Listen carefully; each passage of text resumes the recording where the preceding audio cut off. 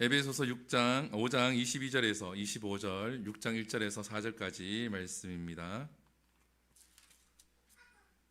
우리 한 절씩 읽겠습니다. 5장 22절에서 25절, 6장 1절에서 4절까지 제가 먼저 읽겠습니다. 아내들이여 자기 남편에게 복종하기를 주께 하듯 하라.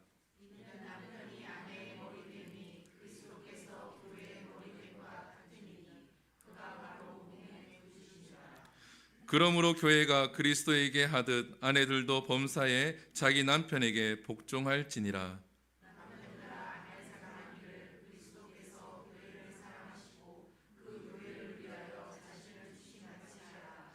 자녀들아 주 안에서 너희 부모에게 순종하라. 이것이 옳으니라.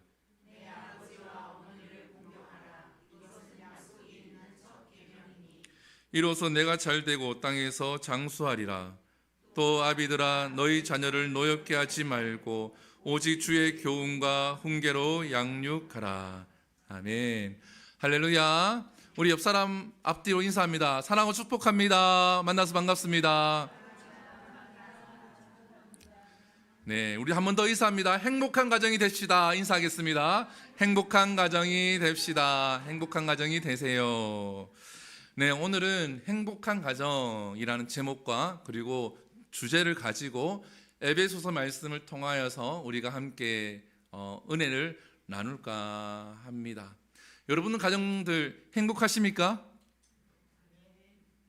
세 사람 정도만 행복한 것 같아요. 여러분 가정들 행복하십니까?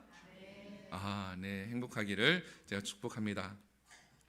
OECD 국가 여러분 많이 들어보셨죠, 그죠? OECD 국가라고 하는 것은 경제협력개발기구에 속해 있는 국가를 얘기해요.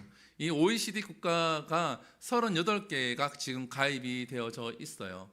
근데 제가 이제 행복한 가정 이렇게 말씀을 준비하면서 좀 자료를 찾아봤어요. 자료를 찾아봤는데 15세 청소년 이제 미만으로 이렇게 해서 가정의 행복도 조사를 이렇게 한번 했는 게 있는가 해서 좀 찾아봤는데 있더라고요. 그래서 OECD 국가별로 이렇게 쭉 이제 했는 게 있는데 우리 한국이 몇일 것 같습니까? 1위? 38개 중에서 2위? 좀 낮다. 10위? 아니요. 제일 밑에 있습니다. 행복 지수가 좀 낮다고 합니다. 우리 자녀들이 행복 지수가 낮으면 부모들도 행복 지수가 낮아요. 그래서 거기에 이제 그 조사된 것 자료를 보게 되어지면 행복 지수가 낮은 주요 원인에 대해서 우리나라에 대해서 이렇게 적어놓은 게 있더라고요. 거기에 보면 과도한 학업 스트레스, 그리고 경쟁 중심의 교육 환경, 부모와의 소통 부족 등이 지적되고 있다. 한국의 교육 시스템은 높은 학업 성취를 요구하며 많은 학생들이 긴 학습 시간과 사교육에 시달리고 있다.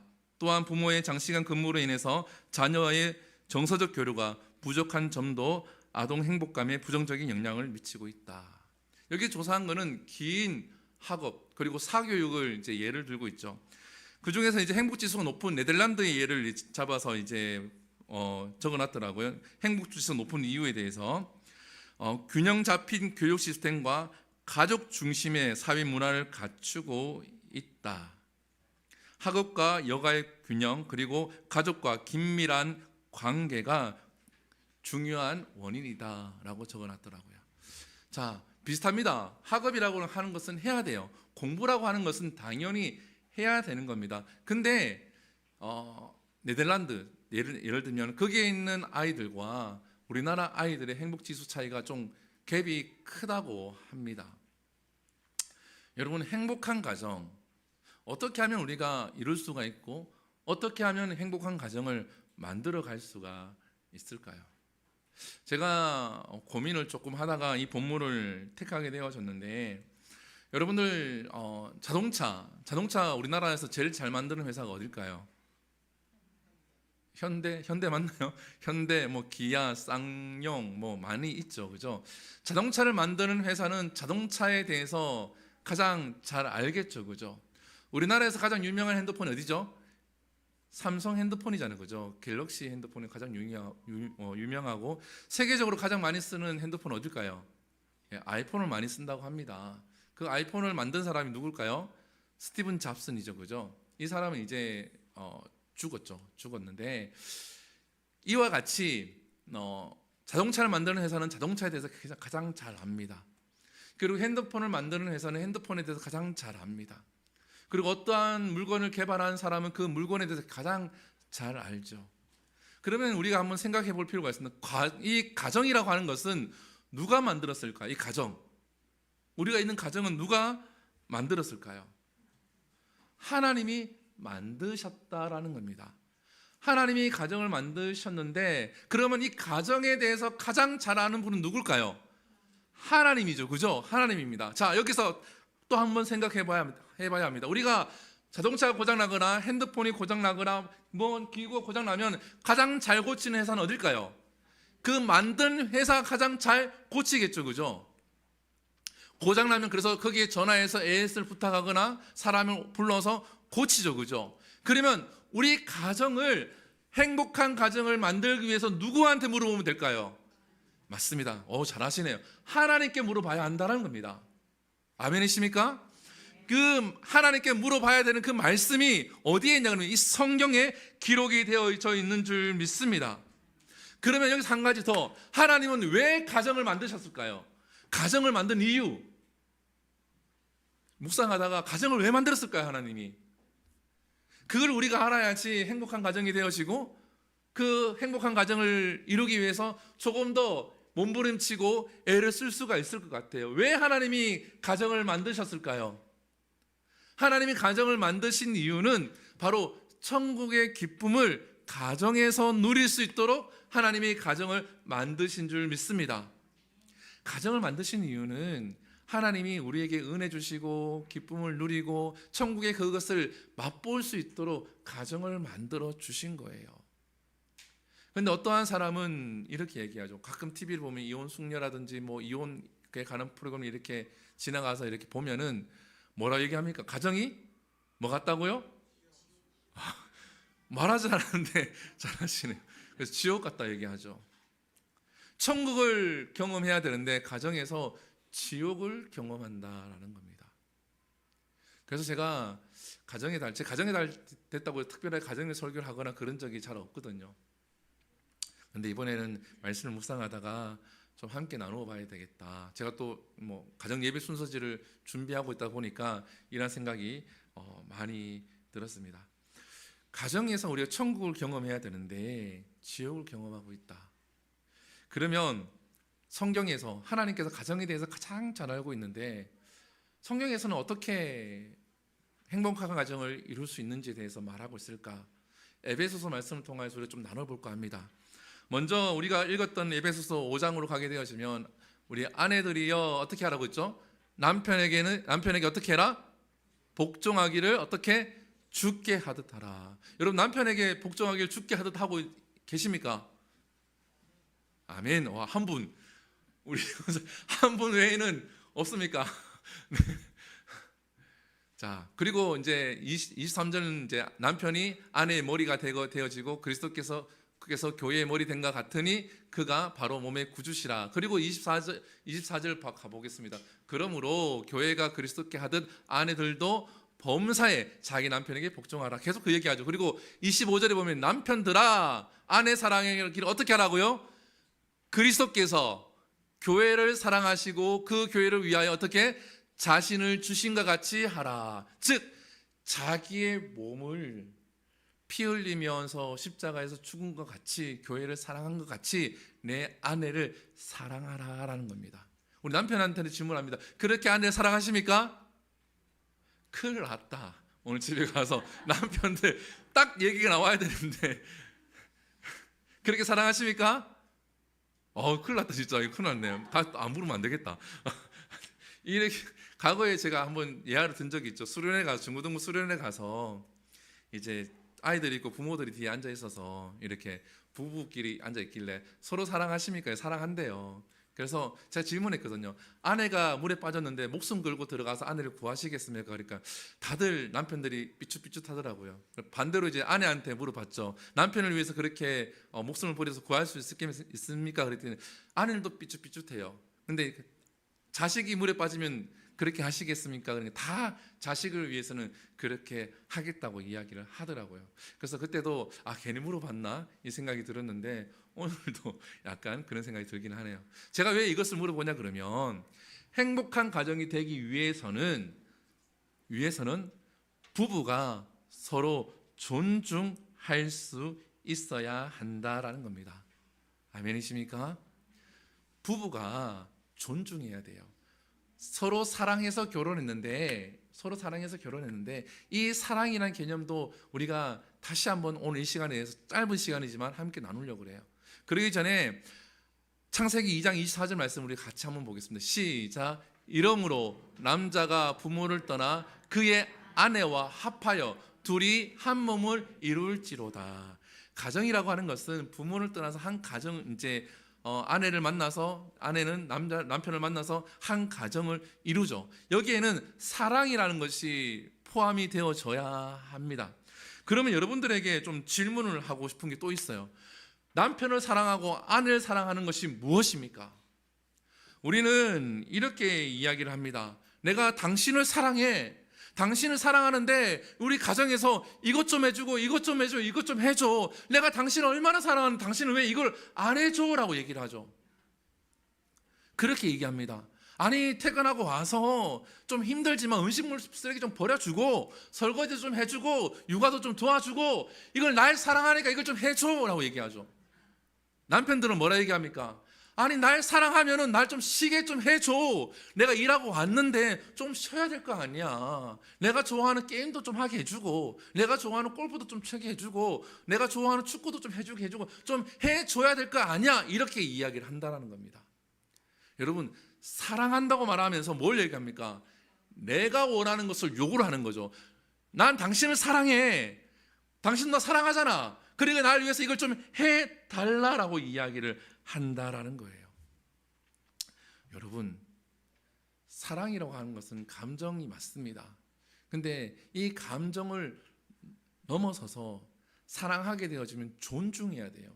여기까지 제가 방금 말한 사랑이라고 하는 것은 세상 사람들이 이야기하는 사랑이에요. 오빠 나 사랑하지? 그럼 나한테 백 하나 사줘. 그렇잖아요.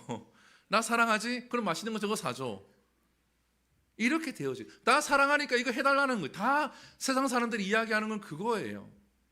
근데 예수 그리스도 안의 사랑은 존중이라는 겁니다. 존중. 아멘이십니까? 존중해야 돼요. 이 존중하는 것은 어떤 것이냐? 성경에서 말하는 존중이 어떤 것이냐? 그것이 여러분들이 이번 주 일주일 내내 외워야 하는 고린도전서 13장 4절에서 7절 말씀입니다. 한번 볼까요? 사랑은 뭐라고요? 오래 참고, 사랑은 온유하며 쭉 얘기하다가 마지막 7절에 가면은 이렇게 얘기합니다. 모든 것을 참으며 모든 것을 믿으며 모든 것을 바라며 모든 것을 견디느니라. 사랑이라고 하는 것은 상대방이 요구하는 것이 아니라 참는 거예요. 오래 참는 거. 우리 가정이 행복한 가정이 되려고 하면은 서로 존중해야 되는데 오래 참고 모든 것을 믿어야 돼요. 그리고 모든 것을 바라며 모든 것을 견뎌야 한다는 겁니다.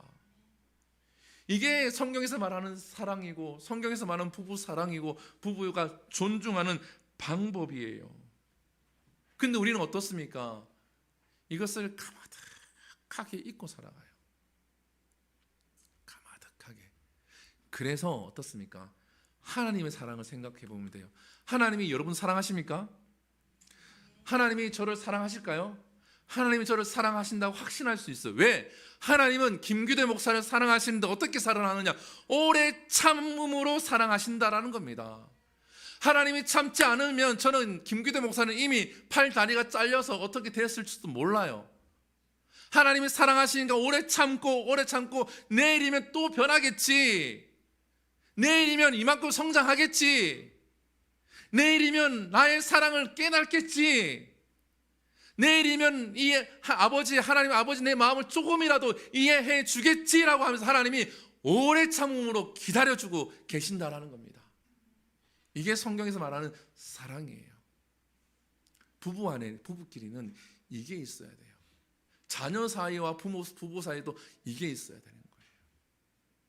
이게 없으면 행복한 가정이 이루어지기 힘들다라는 거예요. 사랑하는 성도 여러분, 서로 우리가 내가 사랑하니까 뭔가를 해달라는 것이 아니라 내가 사랑하기 때문에 견뎌야 됩니다. 내가 참아야 돼요. 교회에서도 마찬가지입니다. 교회에서도 하나님을 사랑하고 하나님을 믿으니까 내가 참고 견뎌야 돼요.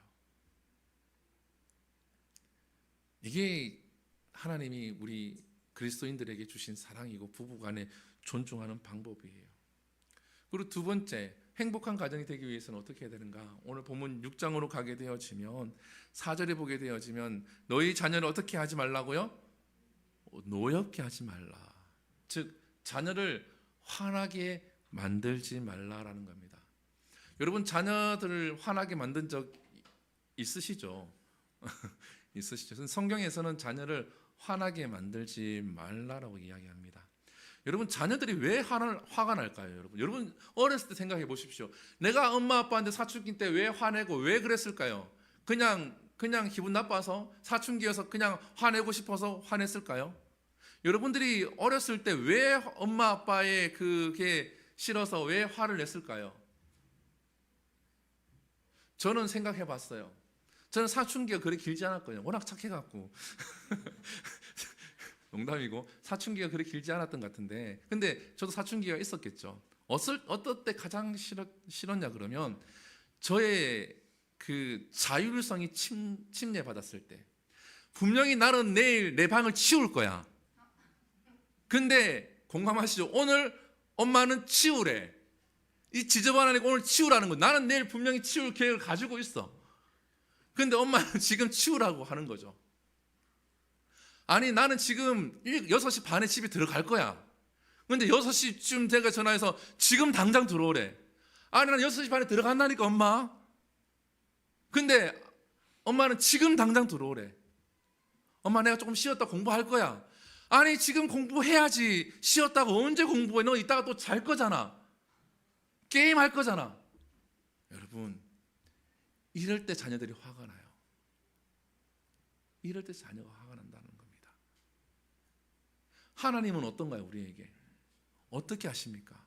우리의 자율성을 하나님은 존중해 주세요. 아멘이십니까? 존중해 주세요. 조금 기다릴 필요가 있다라는 겁니다. 자녀를 노엽게 만들지 말라고 해서 오구 네가 하고 싶은 듯 다 해, 이게 아니에요. 가르칠 건 가르치고 훈육해야 될 건 훈육을 해야 됩니다. 분명히 그게 필요합니다. 그런데 내가 자녀에게 왜 그렇게 하느냐? 공부 잘해야 되죠. 근데 공부는 잘할 수 있는 친구가 있고 잘 못하는 친구도 있어요. 그렇잖아요. 안 그런가요? 반에 1등이 있으면 꼴등이 반드시 있습니다.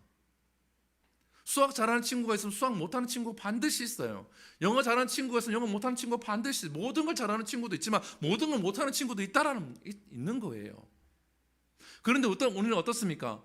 어떻게든 나의 그거를 통하여서 이 아이에게 투영을 시키려고 그래요.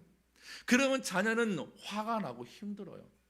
내가 어렸을 때 공부를 잘 못했으니까 너만은 공부를 많이 시켜야 돼. 그래서 공부를 엄청 시키는 거예요. 근데 그게 맞는 친구들은 상관이 없죠. 근데 그게 맞지 않는 친구들은 힘들고 화가 나요. 우리가 자녀를 사랑하기 때문에 자녀에게 많은 것을 투자하고 많은 것을 줍니다. 그런데 진짜 성경에서 말하는 것은 무엇인지 우리가 기억해 봐야 돼요. 제가 종종 얘기하지만 저희 집은 아침에 같이 밥 먹어요. 4명이서 같이 무조건 밥 먹어요. 밥 먹으면서 이런저런 얘기도 하는데, 제가 첫째나 둘째는 밥이 안 먹을 때가 있거든요. 아이들이 자라다 보면 밥을 안 먹을 때가 있어요. 그러면은 밥을 먹기 싫어해요. 그러면 제가 조건을 제시해요. 10숟가락 먹을래? 3숟가락 먹을래? 이렇게 제가 조건을 제시하고, 그러면 3숟가락만 먹어요. 그럼 3숟가락을 제가 줄 때 어떻게 떠요? 숟가락 가득 떠서 이렇게 먹여요. 억지로 먹이고 하는데, 요즘은 제가 그렇게 안 해요. 요즘은 저도 성경을 읽고 성장하다 보니까 요즘은 밥 먹기 싫다 그러면 먹지 마, 안 먹어도 돼, 먹지 마, 안 먹고 그냥 같이 앉아서 그냥 자기는 뭐 깨작깨작 하든지 뭘 하든지 같이 앉아 있고 저는 밥 먹고 그걸 밥 다 먹고 나면 이제 알아서 씻고 이제 이렇게 같이 해요. 저도 완벽한 사람이 아니고 성장해 나가고 성숙해 가다 보니까 그러한 성경을 읽다 보니까 그러한 마음이 들더라고요. 아니 먹을 때 되면 먹을 것인데 무조건 아침밥을 먹어야지 머리가 잘 돌아간다, 공부를 잘할 수 있다, 이러한 생각을 가지고 먹일 필요는 없다라는 거죠. 자기가 배고프면 먹겠죠. 단지 그 같이 앉아서 이야기하는 시간, 일어나서 같이 눈 뜨고 눈 맞추는 시간이 좋으니까 이 시간만큼 내가 잘 지켜야 되겠다.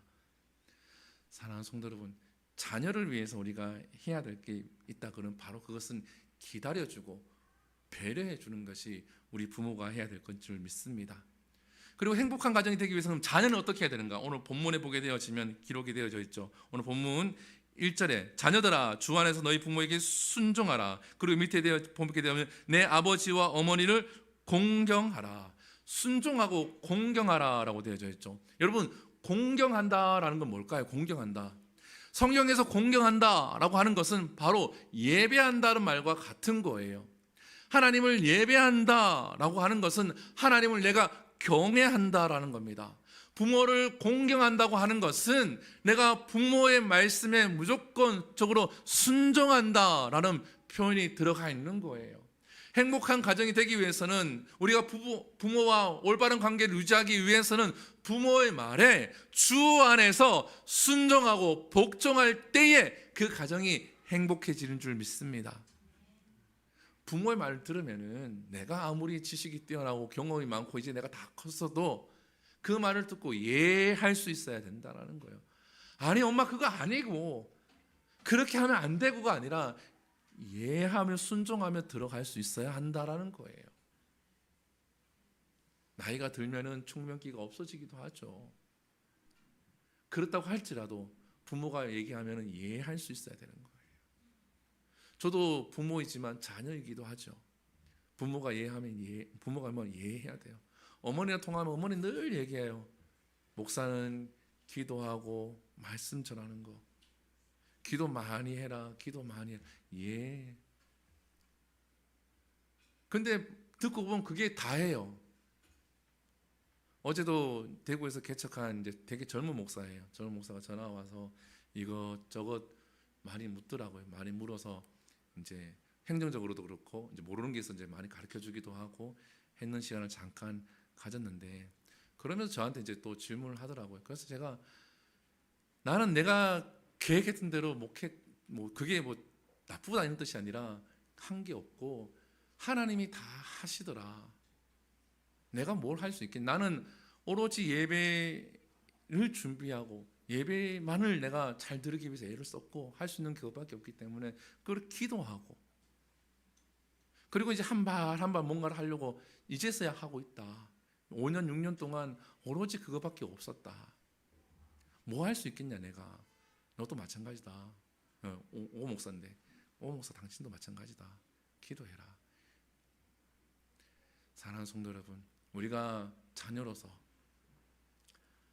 우리가 하나님 자녀로서 하나님 말씀에 순종하듯이 부모에게 순종할 수 있는 저와 여러분 될 수 있기를 소망합니다. 마지막으로 세 번째, 그럼 이걸 우리가 다 할 수 있느냐? 잘 할 수 있느냐? 이게 말로 들을 때는 설교를 들을 때는 할 수 있을 것 같아요. 근데 돌아서서 부부끼리 만나면 어떻습니까?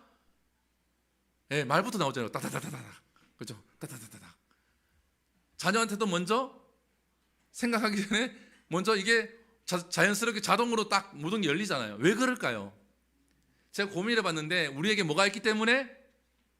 죄가 있기 때문에. 죄가 있기 때문에. 죄라고 하는 것은 무엇일까요? 죄라고 하는 것은 내 삶의 주인이 내가 되는 거예요. 우리 가정의 주인이 누가 되는 거예요? 내가 되는 거예요. 그래서 이것들을 다 하기 위해서 우리 가정의 주인, 내 삶의 주인이 하나님이 되어야 한다라는 겁니다. 아멘이십니까? 내 삶의 주권을 하나님이 가져가셔야 돼요. 그러기 위해서 우리가 뭘 해야 되느냐? 예배를 드리고 기도해야 되는 겁니다. 예배라고 하는 것은 내 삶의 주인이 하나님이라는 것을 잊지 않는 거예요. 예배라 기도라고 하는 것은 하나님, 내 삶의 주인이 하나님이 되어 주시옵소서라고 기도하는 거예요. 그럴 때 우리 가정이 하나님의 주인이 되는 겁니다. 제가 지금 가정예배지를 계속 한 달, 2달 다 돼가 준비하고 있는데 혼자 공부하다가 준비하다가 이런 생각이 들었어요. 여러분 나중에 다 같이 한번 모아놓고 제가 이야기하겠지만 가정예배 드리는 날 꼭 하지 말아야 될 것이 한 가지가 있어요. 그게 뭘까요? 제가 고민해봤는데 실패하는 이유 여러 가지 다 찾아봤는데 가정예배 드리고 난 다음에 하지 말아야 될 것 딱 한 가지가 있어요. 그게 뭘까요? 가족회의 하지 마세요. 가족회의. 가정예배 드리고 난 다음에 가족회의 하지 마세요. 가족회의 하게 되면 누가 주가 됩니까? 엄마 아빠가 주가 되어져요. 실컷 가정예배 은혜롭게 잘 드리고 난 다음에 이제 가족회의 한다고 하면서 야, 너 왜 이번 주 이거 안 했어? 가정예배 다 드리고 난 다음에 가족회의 하면서 이런 지적질 나오고 이러면은 자녀의 마음이 어떻습니까? 좀 큰 애들은 안 드리고 말지. 가정예배 드리기 싫거든요. 가정예배라고 하는 것은 예배 드릴 때 가장 어려운 게 뭐예요? 설교하는 게 가장 어렵잖아요. 부모들이 가정예배 드릴 때 가장 어려워하는 것이 바로 설교하는 것. 설교를 할 필요는 없어요. 그래서 제가 고민하면서 지금 만들고 있는 것들이 있어요. 가정예배 설교를 꼭 안 해도 돼요. 근데 가정예배라고 하는 것은 형식에 너무 매일 필요도 없어요. 너무 형식에 매일 필요도 없어. 자녀와 함께 하나님 앞에 앉는 게 그게 은혜인데 너무 형식에 매여서 야 무릎 꿇어, 야 조용히 해, 이렇게 가정예배 시작하게 되어지면 자녀들은 물론 하나님 앞에 예배하기 때문에 경건한 마음도 있어야 되고 있어야 되지만 어린 자녀일수록 그게 안 되죠. 그러면 가르쳐야 되고 함께 해야 되는데 어떻게 해야 됩니까? 자녀들이 부모가 예배하는 것을 보고 배울 수 있도록 만들어줘야 한다라는 겁니다. 우리 가정의 주인은 하나님이야. 그렇기 때문에 우리가 이 가정 예배를 드림으로 하나님이 우리 가정의 주인이 되어지고 하나님이 우리 가정을 이끌고 엄마 아빠도 하나님 앞에서 바로 서고 너희들을 사랑할 수 있게 이렇게 흘러가야지 가정 예배가 아름답게 되어지고 점점 일주일에 한 번 드리더라도 이 예배 드리는 것이 불편하지 않은데 내가 주인이 되어지면 엄마 아빠가 주인이 되어지면 자녀들은 가정 예배 드리는 것이 불편해져요. 가정 예배 드리고 가족 회의 하는데 자녀가 가정 예배 드릴 7시 반인데 7시 45분에 왔어. 그럼 가정 예배 드릴 때는 아무 말도 안 해. 근데 가족 회의 할 때는 야, 너 오늘 왜 늦었어? 7시 반까지 와서 그럼 7시 25분에 와서 예배 준비하고 7시 반에 예배 드려야 되는데 너 왜 알면서 늦게 왔어? 이렇게 되어지면 자녀가 7시 45분에 들어올 거를 몇 시 들어올까요? 9시 들어오는 거예요. 일이 있어도 9시 들어온다. 그리고 가정 예배 못 드리는 거죠. 사랑하는 성도 여러분, 우리가 행복한 가정이 되기 위해서는 우리 가정의 주인이 누가 되어져야 됩니까? 하나님이 되어져야 합니다. 그러기 위해서 내 삶의 주인이 하나님이 되어져야 되겠죠. 그리고 하나님이 나를 사랑하셔서 기다린 것과 같이 나 또한 기다릴 수가 있고 하나님께서 나를 사랑하셔서 오래 참고 견디시고 바라신 것과 같이 나도 내 남편에게 내 자녀에게 오래 참고 견디고 바랄 때에 우리 가정은 행복한 가정, 하나님을 예배하는 가정, 아름다운 가정이 될 줄 믿습니다. 우리 이 시간 함께 기도하겠습니다. 이 시간 기도할 텐데 우리가 함께 기도합니다. 이 시간 기도할 때 우리 가정을 놓고 기도합니다.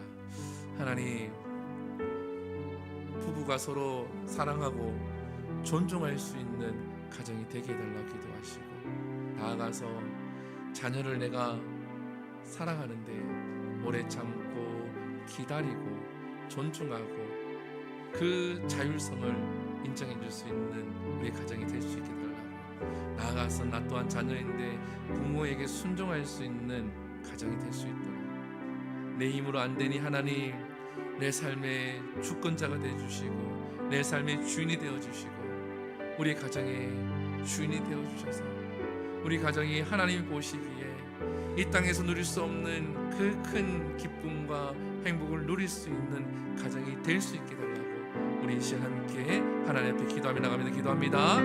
사랑과 은혜가 충만하신 하나님, 이 시간 함께 기도합니다. 하나님, 행복한 가정,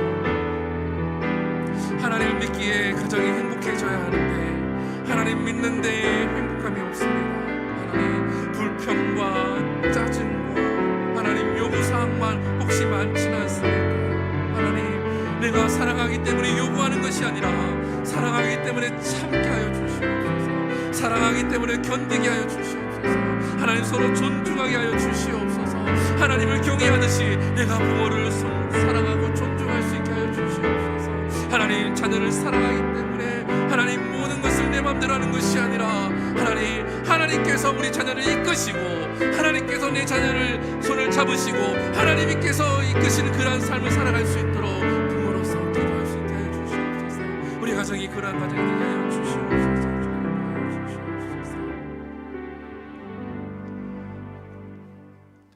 사랑과 은혜가 풍성하신 하나님, 우리 주은혜 교회 모든 성도의 가정이 행복한 가정이 되게 하여 주시옵소서.